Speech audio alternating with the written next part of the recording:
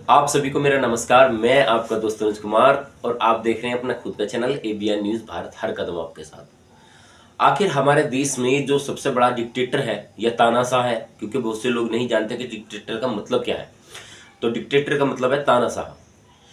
मुझे ऐसे कमेंट्स मिले, मैं हालांकि इस पर कोई वीडियो नहीं बनाना चाहता था, लेकिन जो अब स्थिति जो पत्रकारों ने की है, मीडिया पत्रकारों ने की है, कोई कहता है गोदी मीडिया है, कोई कहता है कांग्रेस के पत्रकार हैं, लेकिन देश के बारे में कौन बात करेगा। अगर आप देश में रहकर देश के खिलाफ ही वीडियो बनाएंगे तो आप कैसे मान सकते हैं जो आपकी वीडियो चल रही हैं। अगर देश में तानाशाही होती तो जो ध्रुव राठी का वीडियो आया वो वायरल की बात छोड़ो, वो वीडियो शो ही नहीं होता, यूट्यूब उसे बैन कर देती। तो आप कैसे कह सकते हैं कि हमारे देश में तानाशाही चल रही है। आज जगह जगह धरना प्रदर्शन जो आप कर रहे हैं, सरकार के खिलाफ जो आप बोल रहे हैं, या आप कैसे मान सकते हैं कि हमारे देश में तानाशाही है। मैं ये नहीं मानता। क्योंकि आज जो स्थिति नेताओं ने की है, अगर कहीं भी कोई आतंकी हमला होता है या कुछ भी होता है तो उसमें सीधा सीधा एक कौम को टारगेट किया जाता। क्यों? मैं किसी का पक्ष नहीं ले रहा हूं, ना मैं किसी की सपोर्ट कर रहा हूं, मैं केवल आपको एक पक्ष के बारे में बताना चाहता हूं। ये जो राजनीति जो आप देख पा रहे होंगे, केवल और केवल बीजेपी ने 9 साल शासन किया है, अभी 10वां साल चल रहा है। लेकिन अगर कांग्रेस ने 70 साल शासन किया तो सबसे बड़ा आतंकी तो कांग्रेस ही है। कांग्रेस ने ही इस देश में राजनीति का जो बवाल मचाया है वो कांग्रेस की ही देन है। जो लोग देश विरोधी नारे करते हैं, जो लोग देश विरोधी बोलते हैं, या जो लोग देश के लिए बुरा सोचते हैं या देश को सही नहीं मानते, तो ये वीडियो खासकर उन लोगों के मुंह पे एक तमाचा होगी जो इस देश का ये बोलते हैं कि मोदी ने ये बेच दिया, मोदी ने वो बेच दिया। जब से बीजेपी आई है कुछ ना कुछ नुकसान ही हुआ है। मैं उनसे ये कहना चाहता हूँ, किसी की औकात नहीं है हमारे देश का एक टुकड़ा भी खरीद सके। हमारा देश सर्व उन संपन्न पहले से था और रहेगा। छोटा सा चैनल है मेरा, लेकिन जितना मन में जो है आप कह सकते हैं गुस्सा इस समय पर भरा हुआ है, क्योंकि जितनी वीडियो या कितनी गंद जो है यूट्यूब के ऊपर फैलाई है इन मीडिया कर्मियों ने, उसको लेकर मुझे कहीं ना कहीं लगता है कि जो वाकई ही अगर तानाशाही हमारे देश के अंदर होती तो ये जो न्यूज़ चैनल आके सड़क पर कहीं भी खड़े हो जाते हैं कि भाई अब मोदी ने ये कर दिया, मोदी ने वो कर दिया, तो उन लोगों के मुंह पर तमाचा वो होता कि उनका चैनल चलने के बजाय उस दिन ही बैन हो जाता। क्योंकि हमारे देश में कांग्रेस पार्टी हो या किसी भी पार्टी की मैं बात करूं, अगर वो पावर में है तो वो देश के अंदर कुछ भी करने का अधिकार रखती है। रवीश कुमार जी बहुत बड़े पत्रकार हैं, लेकिन उन्होंने अभी डिक्टेटरशिप के ऊपर ही एक वीडियो बनाई थी। उन्होंने राजनीति ज़्यादा दिखाई, लोगों को समझाया कम। रवीश कुमार जी बहुत बड़े पत्रकार हैं, मैं उनका सम्मान भी करता हूं, मैं अधिकतर देखता हूं उनकी वीडियो। लेकिन जब बात देश के ऊपर आएगी या देश के बारे में कोई भी गलत बोलेगा तो मैं उसका नाम लेने से नहीं रुकूंगा। अगर वो चाहते हो कि भाई हमारा जो देश सर्वगुण संपन्न रहे तो इस प्रकार के वीडियो ना ही बनाए तो ही अच्छा है। क्योंकि देश की जनता है और जनता से बड़ा कोई नहीं है। सब जानते हैं इस चीज़ को कि राजनीति अपनी जगह है और आपसी भाईचारा अपनी जगह है। आज का समय यह है कि अगर कोई इंसान जा रहा है तो आप उसको देखकर उसके नाम से नहीं जानेंगे, सीधा उसके मन में उसकी जात को या उसकी कौम को लेकर आएगा कि भाई वो जो सामने आदमी आ रहा है, या आप बातचीत करेंगे सब कुछ होगा, लेकिन आपके मन में जहर होगा। क्यों? क्योंकि आपके मन में राजनीति ऐसी घुस गई है। अभी तक जितनी भी राजनीति चल रही थी वो सब ठीक था। क्यों ठीक था? अगर बीजेपी ये जो दो चुनाव लगातार जीती है, सबसे बड़ा कारण वही है। अगर बीजेपी सत्ता में ना आती, कांग्रेस ही आती या कोई और पार्टी आती, तो इस देश में सबसे बड़ा कारण बताऊं आपको क्या है? सबसे बड़ा मुद्दा भी वही होता कि आज जो देश की स्थिति है वो नहीं होती। क्यों? क्योंकि बीजेपी ने जो शासन किया है वो सभी के लिए बराबर है। उसमें चाहे उन्होंने राशन की वितरण किया हो या गैस सिलेंडर की हो या कोई उज्ज्वला योजना हो, कैसी हर प्रकार की सुविधाएं जो बीजेपी ने दी हैं वो किसी एक कौम के लिए नहीं दी हैं, किसी एक धर्म के लिए नहीं बांटी हैं, वो पूरे देश के लिए की हैं। और उसी बात की चिड़न है लोगों को, और यही बात लोगों के मन में खटकती है, और उसी बात की चिड़न है कि अगर बीजेपी वाकई ही तीसरी बार भी सत्ता में आ गई तो उनका जो थोड़ी बहुत लुटिया बची है राजनीति की, वो बिल्कुल डूब जाएगी। और इस देश में वो आखिर क्या करेंगे? सबसे बड़े बेरोजगार तो हमारे देश के नेता हो जाएंगे। आज युवा परेशान है। कौन परेशान है? युवा वे परेशान है जो देश से प्यार नहीं करते। मेरे इस वीडियो में ऐसे भी कमेंट्स आएंगे जो मुझे गाली देंगे, दे दो भाई, कोई दिक्कत नहीं है। लेकिन अगर देश के खिलाफ एक वीडियो भी बनेगी, ध्रुव बराठी विदेश से बैठकर वीडियो बनाता है, वो कहता है कि भाई मोदी जी ने ये नुकसान कर दिया, वो नुकसान कर दिया, लेकिन वो ये नहीं जानता कि अभिनंदन केस में अगर कोई और पार्टी होती या कोई और किसी और की सत्ता होती, तो जैसा पहले भारतीय जनता पार्टी से पहले जितने भी हमारे देश के वीर जवान शहीद हुए हैं, सेम अभिनंदन के साथ वही सीन होता। नहीं होता तो आप मन में अपने सवाल करके दीजिए, देखिए। या जिस समय अभिनंदन रिहा हुए उस समय आपको, चाहे आप किसी भी जात से या किसी भी कास्ट से बिलोंग करते हो या कोई भी धर्म, आपका सबसे ज्यादा खुशी आपको पहुंची होगी, ये मैं जानता हूं, क्योंकि आप अपने देश से प्यार करते हैं। जितना हो सके इस वीडियो को शेयर और लाइक करना। ये जो चुनाव का चक्कर है, इस चक्कर में मत पड़े, अपने मन से किसी को भी वोट करें, मैं तो आपसे इतना ही कहूंगा। और ये चुनाव वाली राजनीति ना करें और ये धर्म वाली राजनीति ना करें तो ही ठीक होगा। क्योंकि मेरा कंटेंट जो होता है हमेशा मैं पेंशन की या योजनाओं के बारे में बताने की कोशिश करता हूं। मेरा एक एजुकेशन के हिसाब से में चैनल है, लेकिन जब राजनीति आपके मन में जहर कर गई है तो वो जहर निकालना भी जरूरी है। अगर आपको मेरे छोटी छोटी वीडियो, जो छोटी छोटी बातें जो मैं बताता हूँ, वो कहीं ना कहीं आपसे रिलेटेड जरूर होती हैं, और ऐसा प्रतीत होता है मुझे कि जो आपके मन में जहर है वो निकालना जरूरी है। जहर कौम का हो, पंजाब के लोग अलग अपना देश का डिमांड करते हैं, पाकिस्तान पहले ही अलग कर दिया कांग्रेस ने। कांग्रेस की देन है जो आज आपके मन में इतना जहर है। आखिर कांग्रेस ने आपको दिया क्या है? कांग्रेस ने केवल और केवल एक धर्म की राजनीति की है। मैं तो मानता कि कांग्रेस के ही देन है धर्म की राजनीति। बीजेपी ने अब आकर हिंदू विरोधी जो लोग थे उनके खिलाफ जो कार्रवाई की है थोड़ी बहुत, वो जनता को दिखाने की कोशिश किसने की है? जो देश के खिलाफ वीडियो बनाते हैं या देश के खिलाफ न्यूज चैनल बोलते हैं, उन लोगों ने केवल बीजेपी को टारगेट करने की कोशिश की है। मैं किसी पार्टी का पक्ष नहीं ले रहा हूं, मैं वही बोलता हूं जो हमेशा मेरे वीडियो में कमेंट्स आते हैं। धर्म विरोधी नारे लगाना, अभी कुछ टाइम पहले की बात है, सड़कों पर नमाज हो रही थी, तो दिल्ली की बात है, दिल्ली में केजरीवाल की सरकार है, पता ही वहां कौन सा बीजेपी ने रोक दिया है। बीजेपी ने पुलिस वालों को कह दिया कि उनमें जाके कोई नवाजी हैं उनमें जाकर लात मार दो। ये कौन सा तरीका हुआ? तो बताइए वहां कौन सा बीजेपी का शासन है? जब बीजेपी की सरकार है दिल्ली के अंदर, बीजेपी की सरकार दिल्ली के अंदर नहीं है, केजरीवाल की सरकार है, तो सीधा सीधा टारगेट केजरीवाल को कीजिए कि केजरीवाल ने करवाया है। पुलिस क्यों करेगी ऐसा काम? जब तक राजनीति आपके मन में रहेगी तब तक ऐसे ही काम होंगे, ऐसे ही भाईचारा रहेगा। जहर वाला भाईचारा, कोई आपसी प्यार वाला भाईचारा नहीं रहेगा।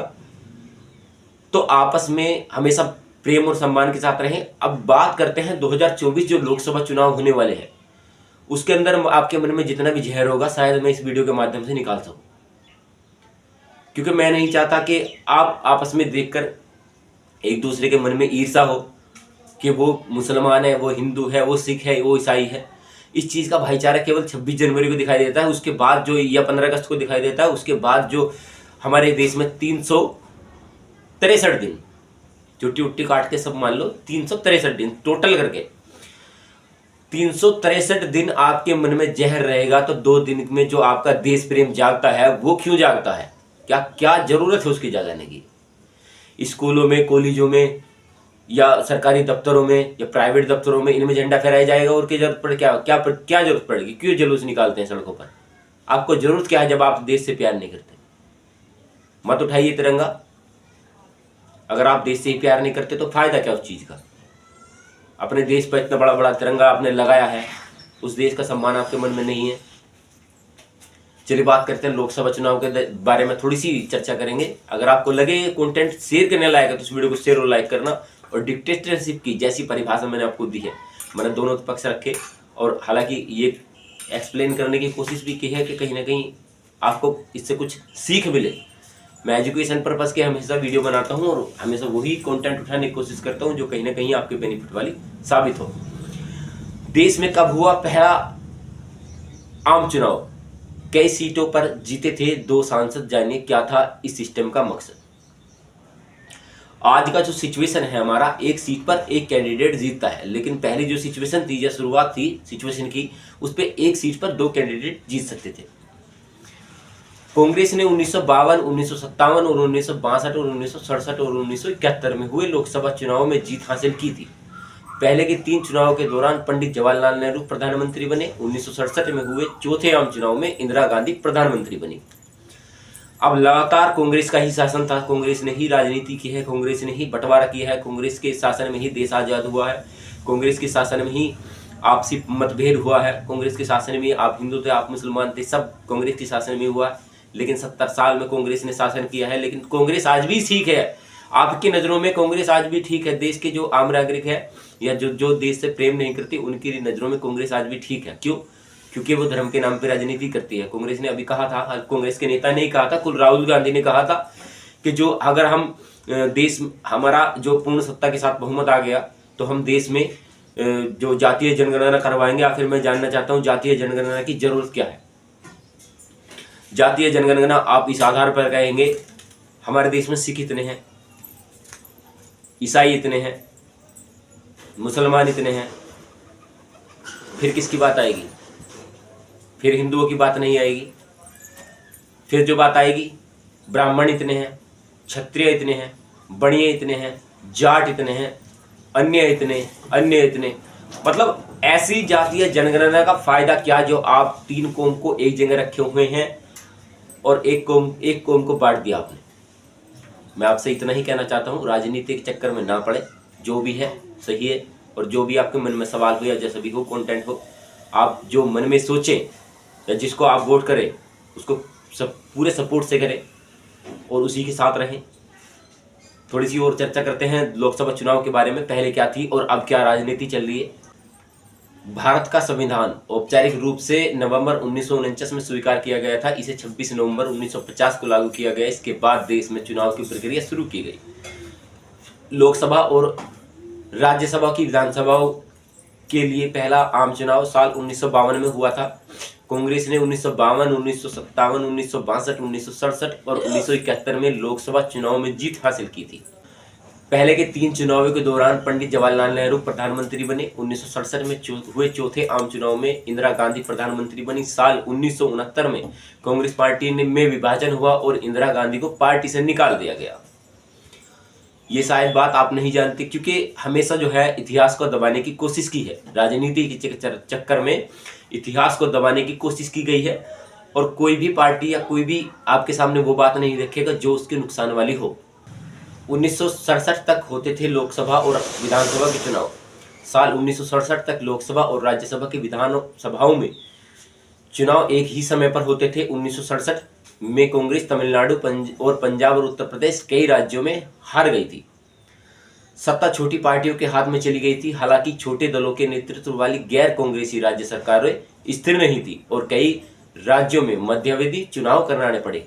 परिणाम स्वरूप लोकसभा और राज्यसभा की विधानसभा के चुनाव अलग अलग समय पर होने लगे, क्योंकि शुरुआत जो हुई थी लोकसभा और राज्यसभा की या लोकसभा और विधानसभा की, वो एक साथ चुनाव होते थे। लेकिन जो बाद में विभाजन के वक्त कांग्रेस का जो विभाजन हुआ था, कांग्रेस पार्टी का जो विभाजन हुआ था, उसके वक्त ये चुनाव जो है अलग अलग समय पर होने लगे।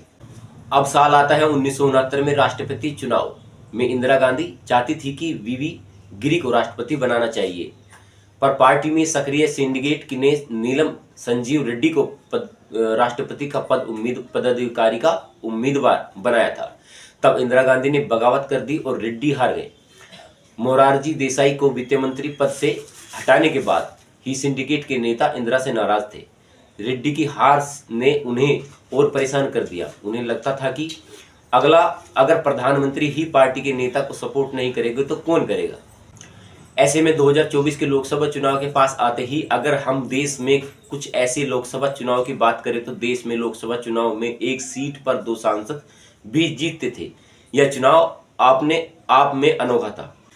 अगर आपके मन में सवाल हो कि ये जो चुनाव होते थे, एक सीट पर 2 कैंडिडेट कैसे जीत सकते थे और क्यों होते थे 1952 और 1957 में हुए लोकसभा चुनाव की चर्चा। ये बात जो राजनीति से जुड़ा हुआ शख्स है वो सभी जानते होंगे। साल 1952 में 79 लोकसभा सीटों पर और साल 1957 में चुनाव में 90 सीटों पर दो उम्मीदवार जीते थे। सबसे महत्वपूर्ण बात थी कि इन दोनों सीटों में से एक सीट सामान्य और दूसरी आरक्षित यानी SC/ST वर्ग के लिए हुआ करती थी। वर्ष 1947 में देश आजाद हुआ, लेकिन पहली बार लोकसभा के चुनाव 1952 में कराए गए। चुनाव के बाद 17 अप्रैल 1952 को पहली लोकसभा का गठन किया गया और जवाहरलाल नेहरू प्रधानमंत्री बने। इस चुनाव में कुल लोकसभा सीटों की संख्या 479 थी, जिसमें कांग्रेस ने 364 सीटें जीती थी।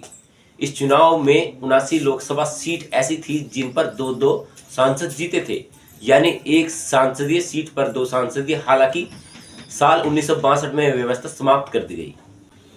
1952 में आरक्षित वर्ग को प्रतिनिधित्व देने के लिए एक सीट पर 2 सांसदों का फॉर्मूला अपनाया गया था। महत्वपूर्ण बात यह भी है कि इन सीटों पर जनता को भी 2 वोट डालने का अधिकार था, लेकिन कोई वोटर अपने दोनों वोट एक ही प्रत्याशी को नहीं दे सकता था। वोटों की काउंटिंग के दौरान सामान्य वर्ग में के जिस उम्मीदवार को सबसे अधिक मत प्राप्त होते थे उसको विजयी घोषित किया जाता था। ठीक यही फॉर्मूला आरक्षित वर्ग के प्रत्याशी के लिए लागू होता था। एक सीट और 2 प्रतिनिधि के सिस्टम के दौरान ऐसा भी हुआ जब थर्ड पोजीशन पर रहने वाले प्रत्याशी को भी विधायक चुना गया। बता दें कि पंजाब की नवशहर विधानसभा सीट पर हुए चुनाव तो तीसरे नंबर पर रहने वाले बिशन राम को विधायक चुना गया। पहले नंबर पर गुरबचन सिंह नाम के प्रत्याशी को 20,593, दूसरे नंबर पर दिलीप सिंह को 18,408 मत मिले, जबकि बिशन राम को मात्र 17,858 मत प्राप्त हुए थे। आप सभी से मैं गुजारिश करना चाहता हूं, आप जो है किसी को भी सपोर्ट मत करें चाहे, लेकिन राजनीति के नाम पर कोई बवाल ना करें और राजनीति के चक्कर में ना पड़े, आपसी मतभेद ना पालें और आपसी भाईचारा हमेशा बनाए रखें। क्योंकि अगर आप राजनीति के चक्कर में पड़ेंगे तो कहीं ना कहीं आप ही का नुकसान होगा या आप ही इसी के चक्कर में आकर अपना नुकसान कर बैठेंगे। जितना हो सके अपने देश से प्यार कीजिए, क्योंकि मैं जानता हूं कि आपके मन में ऐसा कोई वहम या कोई जहर नहीं है जो आपके लिए घातक साबित हो। क्योंकि राजनीति के चक्कर में आप लोगों ने अपना प्यार और सम्मान खोया है। क्योंकि आपको देख कर लगता है कि जो जैसे मैं देख कर लगता है, क्यों बोल रहा हूँ, देख कर इसलिए लगता है कि जैसे आप कमेंट्स करते हैं लोगों की वीडियो में और जिनको आप सपोर्ट करते हैं, जो देश के खिलाफ बोलते हैं, आप उन लोगों को सपोर्ट भी करते हैं। मैं सीधा बोलता हूँ, सटीक बोलता हूँ। मेरा कोई सी भी वीडियो आप उठाकर देख सकते हैं, बिल्कुल जो भी बोलूँगा चाहे वो सरकार के खिलाफ हो या किसी के खिलाफ हो, मैं उसी चीज़ से नहीं रुकता। लेकिन जो मेरे देश के खिलाफ होगा मैं उसके विपरीत जरूर बोलूँगा। इसी वजह से मैं शुरुआत से ही बोलता हूँ जय हिंद जय भारत, और अंत भी अपना वीडियो का जय हिंद जय भारत या जय हिंद वंदे मातरम के नाम से ही करता हूँ। चलिए फिर भी मिलते रहेंगे आपसे ही ऐसे ही नॉलेजेबल मुद्दे के साथ। तब तक अपना ख्याल रखें, तब तक के लिए जय हिंद वंदे मातरम।